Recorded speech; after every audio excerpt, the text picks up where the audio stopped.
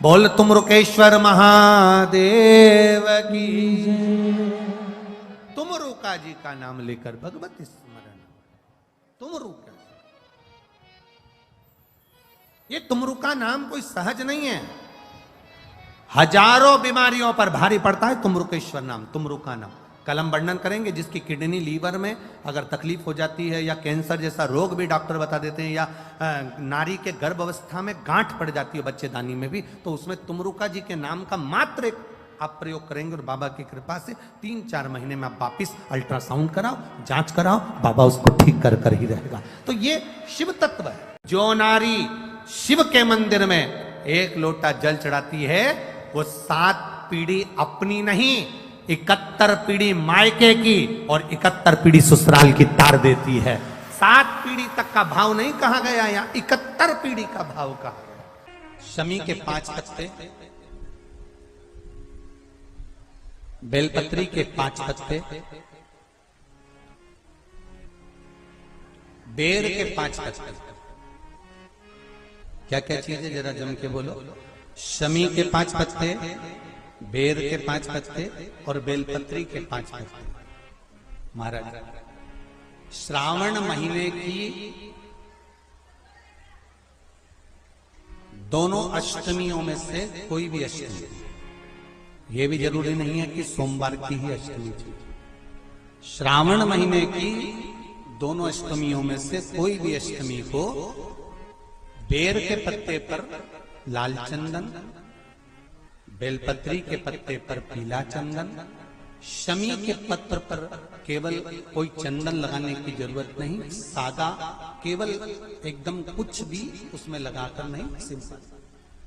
पहले लाल चंदन वाले पत्ते, फिर बेलपत्री के पत्ते, फिर शमी के पत्ते शिवलिंग के ऊपर समर्पित कर उसको उठाकर वापिस लाकर बेलपत्री के पेड़ के नीचे ही 1 लोटा जल समर्पित कर पहले पत्ते चढ़ा देंगे, फिर लोटा भर जल समर्पित कर देंगे। उसी चढ़े हुए पत्तों में से 5 बेलपत्र को लेकर अपने घर आ जावे और अवधूतेश्वर महादेव, कौन से महादेव?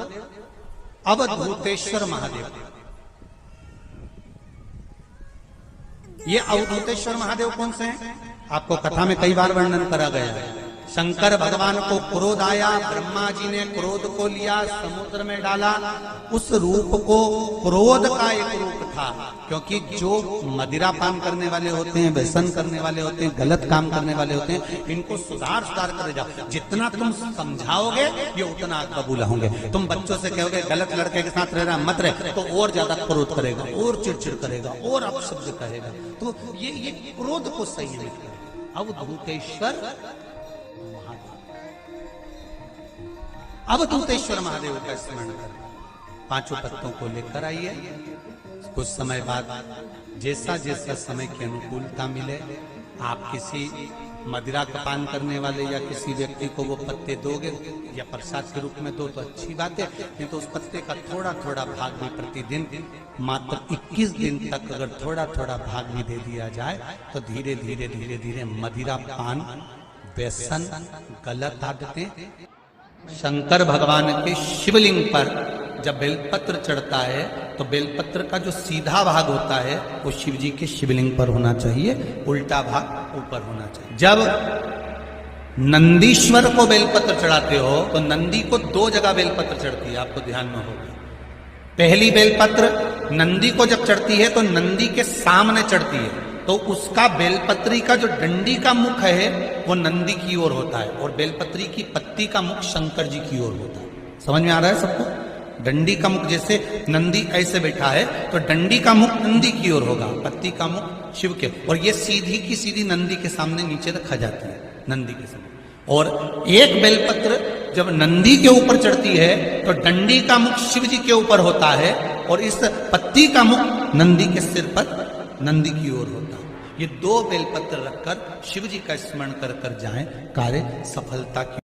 शिव महापुराण में सुना है शंकर भगवान पर 108 कुछ भी शिव को चढ़ाना चाहिए।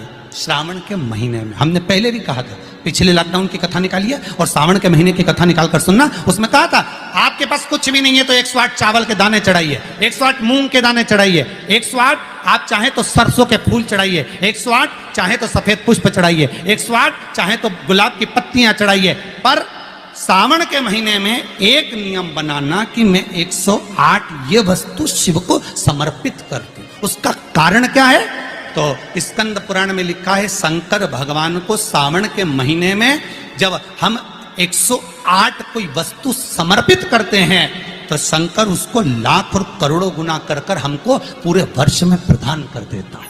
इसलिए श्रावण महीने में श्री शिवाय नमस्तुभ्याम। दोस्तों, यदि आपको गुरुजी की यह बताई हुई जानकारी अच्छी लगे तो वीडियो को लाइक कीजिए और यदि आप भी शिव भक्त हैं तो कमेंट में हर हर महादेव या श्री शिवाय नमस्तुभ्याम अवश्य लिखें। धन्यवाद।